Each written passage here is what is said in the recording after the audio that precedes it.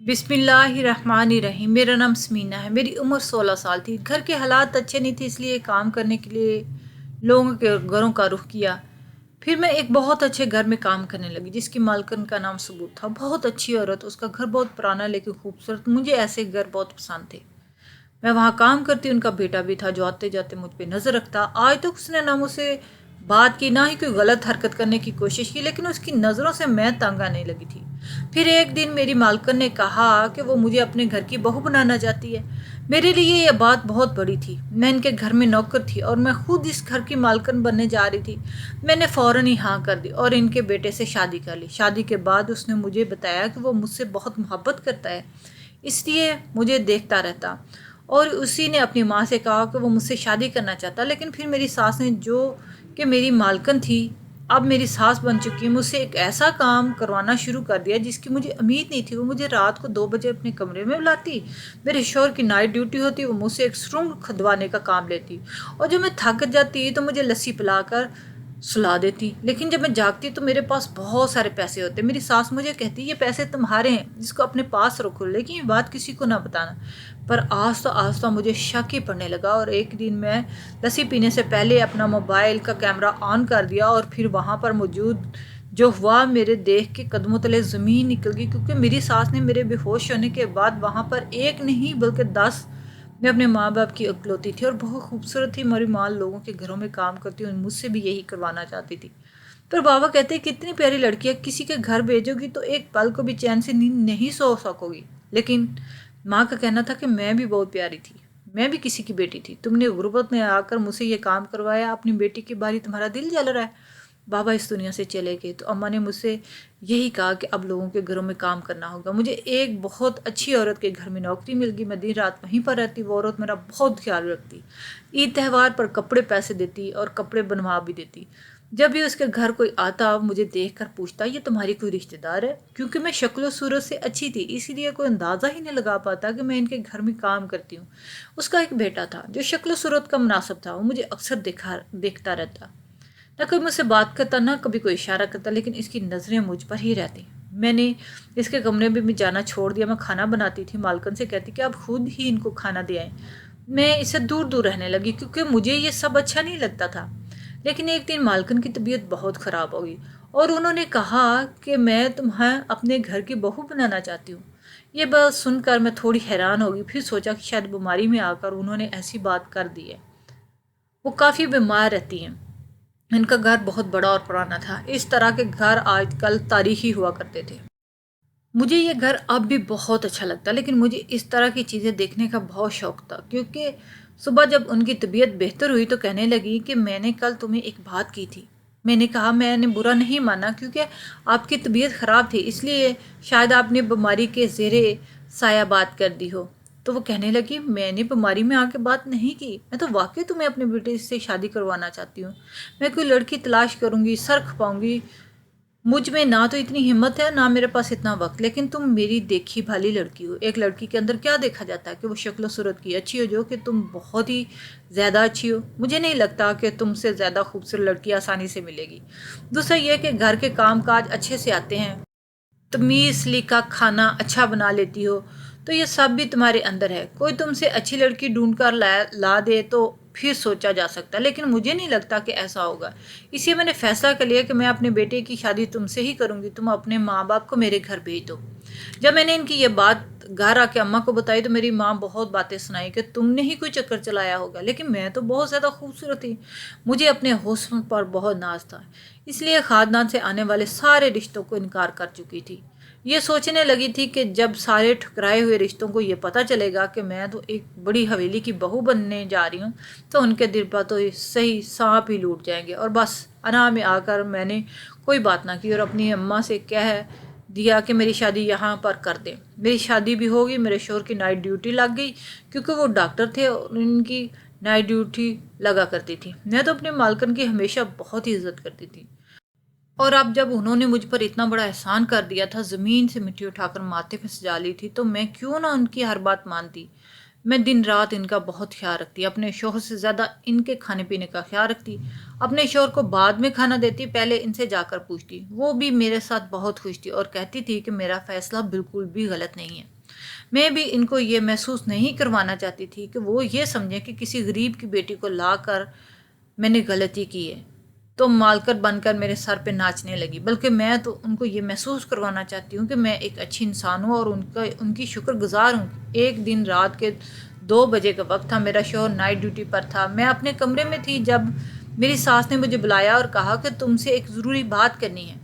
میں ان کے کمرے میں داخل ہوئی تو انہوں نے ایک دیوار کے آگے سے پردہ ہٹایا۔ میں نے دیکھا کہ گھر تو اس قدر مضبوط اور پکا تھا، لیکن یہ دیوار بالکل کچی تھی اور اس کے نیچے کچھ کھدائی ہوئی تھی۔ میری ساس نے کہا کہ تمہیں یہاں سے ایک سرنگ نکالنی ہوگی، کھود کر۔ میں کسی اور پر بھروسہ نہیں کر سکتی اور خود بھی یہ کام نہیں کر سکتی، اس لیے یہ کام تم خود ہی کرنا ہوگا۔ ان کی بات سن کر میں تھوڑی حیران ہو گئی، کیونکہ سرنگ نکالنا کوئی آسان کام نہیں تھا۔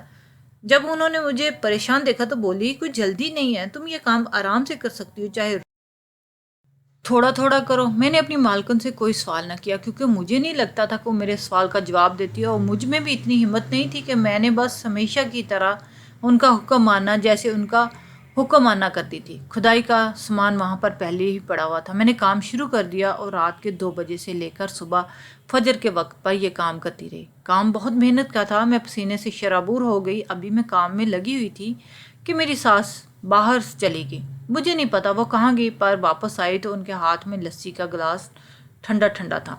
میں دیکھ کے میرے منہ میں پانی آ گیا۔ میری ساس نے کہا کہ آج کے لیے اتنا ہی کافی، یہ لو تم لسی پی لو۔ میں نے وہ لسی پی لی اور پھر ان کے بعد مجھے پتہ ہی نہیں چلا میں کہاں تھی۔ آنکھ کھلی تو ان کے کمرے میں ہی ایک طرف سو رہی تھی۔ میں نے کہا اس سے غلطی ہوگی، پتہ نہیں چلا کب آنکھ لگی، تو کہنے لگی محنت کا کام کرو گی تو ایسے ہی نیند آتی ہے، اور لسی پینے سے تو ویسے بھی انسان سست ہو جاتا ہے۔ کوئی بات نہیں، میں جانے لگی۔ اس نے کہا کہاں جا رہی ہو؟ تو میں نے کہا کہ دن کا کام کرنے لگی ہوں۔ اس نے کہا کہ آج سے تم گھر کے کام نہیں کرو گی، کیونکہ تم اس گھر کی بہو رانی ہو۔ میں نے کام کے لیے ایک لڑکی کو رکھ لیا جو آج 10 بجے آ جائے گی، تم اپنے کمرے میں جا کر آرام سے سو جاؤ۔ میری ساس نے میرے ہاتھ پر ہزاروں کے نوٹ رکھ دیے۔ میں نے کہا جب میں نوکرانی نہیں تو پھر آپ مجھے پیسے کیوں دے رہی ہیں؟ تو کہنے لگی یہ پیسے میں اس بیٹی کو دے رہی ہوں جو میری مدد کر رہی ہے اور مشکل وقت میں میرا ساتھ دے رہی ہے، لیکن بیٹا یہ بات کسی اور کو نہ بتانا، یہاں تک کہ اپنے شوہر کو بھی نہیں۔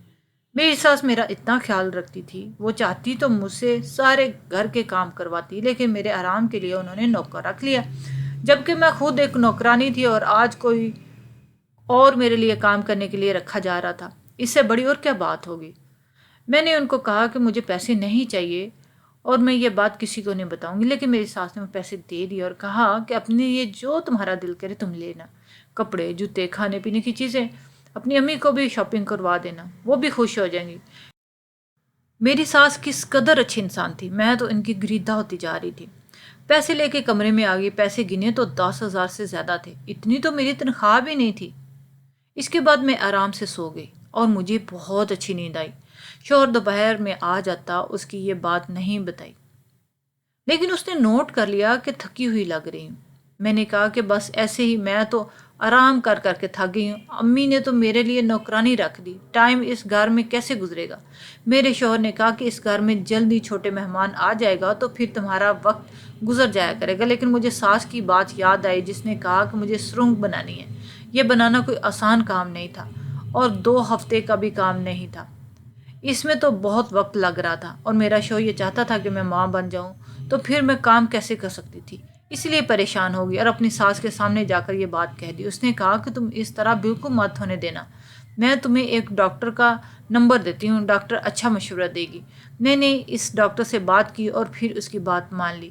میری ساس چاہتی تھی کہ میں ابھی بچہ پیدا نہ کروں جب تک کھدائی کا کام پورا نہ کر لوں۔ میرے لیے بھی فی الحال یہ کام زیادہ ضروری تھا، کیونکہ یہ مجھے میری ساس نے دیا تھا۔ امی کے گھر گئی، انہوں نے پیسوں سے ان کے لیے بہت ساری چیزیں لے کر گئی، کہنے لگی کہ اب تم واقعی بڑے خاندان کی بہو لگتی ہو۔ میں نے انہیں یہ نہیں بتایا کہ پیسے میری محنت کے ہیں۔ بہرحال میری ماں بھی خوش ہوگی۔ میں بہت زیادہ تھک جاتی تھی، میرے جسم میں بہت درد ہوتا تھا، لیکن پھر بھی میں یہ کام کر رہی تھی۔ روز میں یہ کام کرتی۔ میری ساس جب مجھے بلاتی تو میں واقعی بہت گہری نیند میں سو جاتی۔ میری آنکھ کھلتی تو میری ساس بہت زیادہ خوش ہوتی تھی، وہ مجھے پیسے دیتی تھی، کہ ان کے پاس روز اپنے لیے بھی پیسے ہوتے تھے۔ وہ پیسے کسی الماری سے یا اپنے پرس سے نکال کر مجھے دیتی تھیں، بلکہ ان کے ہاتھ میں پیسے ہوتے تھے۔ اس میں سے تھوڑے پیسے وہ مجھے دے دیتی اور باقی اپنے پرس میں رکھ کے لیتی۔ خیر، دن اسی طرح گزر رہے تھے۔ شروع میں بہت مشکل ہوتی تھی، ابھی تھوڑی عادت پڑ گئی۔ ایک دن اپنے شوہر کے ساتھ بیٹھی ہوئی تھی کہ اچانک مجھے میرے شوہر کے چلانے کی آواز آنے لگی۔ تھوڑی دیر بعد میں نے محسوس کیا کہ میرا شوہر مجھے جھنجھوڑ کر جگا رہا تھا اور میں زمین پر پڑی ہوئی تھی۔ میں نے اٹھ کر اس کو دیکھا اور پوچھا کیا ہوا ہے، تو میری شکل دیکھنے لگا اور کہنے لگا کہ تم میرے ساتھ بیٹھی ناشتہ کر رہی تھی اور اچانک سے بے ہوش ہو گئی۔ میں تو ڈاکٹر کو بلانے لگا تھا کہ تمہیں ہوش آ گیا۔ کیا ہوا؟ تمہیں کیا بات ہے؟ کہیں کوئی مسئلہ تو نہیں؟ کیا کرتی رہتی ہو؟ تم کمزور ہوتی جا رہی ہو۔ میں نے کہا کوئی بات نہیں۔ میری ساس نے کہا کہ اپنے شوہر کو بھی کچھ نہیں بتانا، اس لیے میں اپنے شوہر کو نہیں بتا سکتی تھی، لیکن اب اس کام سے تنگ آ گئی تھی۔ ٹھیک ہے، میں شادی سے پہلے ان کے ہاں نوکرانی تھی، انہوں نے مجھے سر کا تاج بنا لیا، لیکن اب تو میں اس گھر کی بہو تھی، اب وہ یہ کام کسی اور سے بھی تو کروا سکتی تھی۔ اس سے تو اچھا تھا کہ یہ مجھے سارے گھر کے کام ہی کرواتی، کام کرنے کی عادت تھی، پر اس طرح تو واقعی میری صحت خراب ہو رہی تھی۔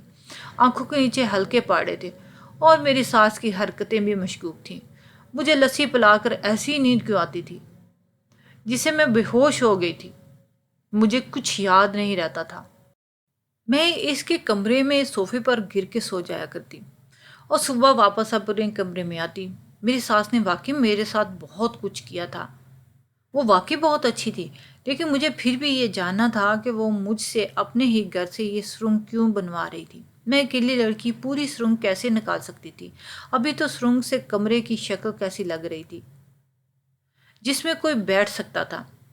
یہ گھر کافی پرانا تھا، اس طرح سے یہاں پہ سرنگ کھودنا اچھی بات نہیں تھی، اس کی دیوار سر پہ گر سکتی تھی۔ پھر میری ساس کو یہ سب کرنے کی کیا پڑی ہے؟ میری ساس نے تو مجھے بچہ پیدا کرنے سے بھی روک رکھا تھا۔ میرا شوہر بچے کے خواب سجا رہا تھا اور کہتا تھا کہ بچہ پیدا کرنا ہے تاکہ اس گھر میں ایک چھوٹا سا مہمان آئے، ہماری زندگی شروع ہو جائے۔ جب تک میرا سرنگ والا کام ختم نہیں ہوتا میں اولاد پیدا نہیں کر سکتی تھی، اور پتہ نہیں یہ کب ختم ہونا تھا۔ میں نے سنا تھا کہ پرانے زمانے میں جب لوگ اس طرح کا کام کرتے تو انہیں کئی سال لگ جاتے۔ اگر واقعی ایسی بات ہے تو کیا روز مجھے اتنی ہی مشقت کرنی پڑتی؟ میں اتنی بری طرح پسینے میں شرابور ہو جاتی، میری حالت اتنی بری ہوتی۔ جب میں گرنے لگتی تب میری ساس مجھے کہتی کہ اب تم آرام سے بیٹھ جاؤ، اور لسی بھی ہمیشہ مجھے ہی پلاتی، کبھی خود نہیں پیتی تھی، حالانکہ ان کو شوگر نہیں تھی کہ بندہ خود بھی پی ہی لیتا۔ میں نے پھر بھی ان ساری باتوں کو نظر انداز کیا اور سوچا کہ چلو کام ہے تو ختم کر دیتی ہوں۔ میری ساس نے میری ساری زندگی سنوار دی۔ اگر بدلے میں ان کے لیے ایک بڑا کام کر دوں تو کبھی زندگی میں ان کو یہ کہنے کے قابل بھی ہوں گی کہ میں نے بھی آپ کے لیے کچھ بڑا کیا تھا۔ ایک دن اپنی اماں کے گھر ملنے گئی تو میری طبیعت اچانک سے خراب ہو گئی، وہ مجھے ڈاکٹر کے پاس لے گئی۔ میری اماں کا کہنا کہ خوشخبری ہے، تو میں نے اماں سے کہا کوئی خوشخبری نہیں۔ مجھے لگا کہ میں کمزوری کی وجہ سے بے ہوش ہو گئی تھی، لیکن جب ڈاکٹر کے پاس گئی تو اس نے ایسی بات بتائی کہ قدموں تلے زمین نکل گئی تھی۔ ڈاکٹر نے کہا آپ ماں بننے والی؟ میں حیران رہ گئی، کیونکہ میں تو ڈاکٹر سے پوچھ کے کچھ ایسا کہہ رہی تھی کہ میں ماں نہیں بن سکتی تھی۔ پھر میرے ساتھ یہ کیسا ہو گیا؟ اور اگر میرے ساتھ ہو گیا ہے تو پھر مجھے یہ کام نہیں کرنا تھا۔ کیا یہ بچہ میرے شوہر کا ہی تھا؟ یہ بچہ میرے شوہر کا نہیں تھا تو پھر کس کا ہو سکتا ہے؟ لیکن مجھے کسی بات کا کوئی سمجھ نہیں آ رہی تھی، میرا دماغ گھوم رہا تھا۔ میری ماں نے کہا کہ اب تو اس گھر میں تمہارے قدم اور مضبوط ہو جائیں گے، اور تم اپنا منہ کیوں بنا رکھا ہے جیسے نہ جانے کیا ہو گیا ہے؟ میں نے امی کو کہا کہ ایسی کوئی بات نہیں، بس ایسے ہی تھوڑا گھبرا رہی۔ امی نے کہا کوئی بات نہیں ہے، سب کے ساتھ ہوتا ہے، تمہیں خوش ہونا چاہیے۔ اب مجھے سمجھ نہیں آتی تھی کہ شوہر کو کیا بتاؤں اور گھر میں امی سے کیا بات کروں۔ بالآخر شوہر نے میرے سامان میں ڈاکٹر کی رپورٹ دیکھ لی اور اس نے اوپر ڈیٹ دیکھی تو آج کی تھی۔ مجھے کہنے لگا تم نے مجھے ابھی تک بتایا نہیں؟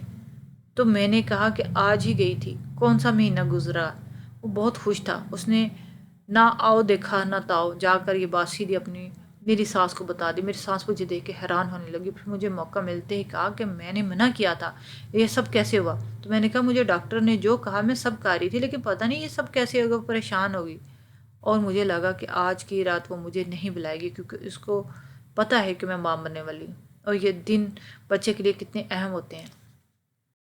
لیکن حیران کن پر میری ساس نے مجھے بلایا اور میں نے ان کو کہا کہ کیا مجھے یہ کام نہیں کرنا چاہیے؟ میں اتنی محنت کا کام کروں گی تو میرے بچوں کو کچھ ہو نہ جائے۔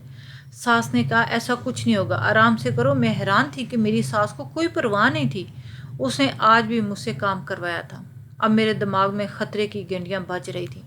میری ساس مجھ سے یہ سب کیوں کروا رہی تھی؟ مجھے کچھ نہیں سمجھ آ رہا تھا۔ ابھی تک سرنگ اتنی بھی نہیں بنی تھی کہ ایک آدمی اس میں چھپ سکتا۔ مجھ سے اتنا کام نہیں ہو پاتا، لیکن میں نے سوچ لیا کہ مجھے کیا کرنا ہے۔ میں نے اگلے دن کام کیا اور دماغ میں ایک پلان بنا لیا۔ لسی پینے سے پہلے میں نے اپنے موبائل ایسی جگہ پہ چھپا دیا جہاں سے میں کھڑی ہوئی نظر آ رہی تھی، اور کیمرہ آن کر دیا۔ لسی پی لی، سب کچھ ویسے ہی ہوا جیسے ہوتا ہے۔ میں نے اپنا موبائل باتوں باتوں میں اٹھا لیا، اس کو پتہ ہی نہ لگنے دیا اور کمرے میں چلی آئی۔ میرا دل بری طرح دھڑک رہا تھا، پتہ نہیں فون میں کیا ریکارڈ ہوا ہوگا۔ میں اپنے کمرے میں آ گئی اور دروازہ اندر سے بند کر لیا۔ شور تو ویسے بھی گھر پہ نہیں تھا۔